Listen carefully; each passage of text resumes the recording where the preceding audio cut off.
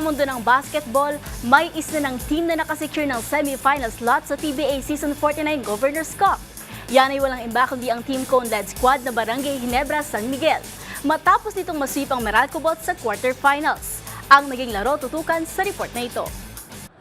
Pasok na sa semi-finals ng PBA Season 49 Governors Cup ang Barangay Ginebra San Miguel. Yan ay matapos nitong talunin ang Philippine Cup champions na Meralco Bolts sa Game 3 ng quarterfinals with 113-106 final score kagabi. Muling pinangunahan ng import na si Justin Brownlee ang Gene Kings with his 23-point, 4 assist, and 3 rebound performance.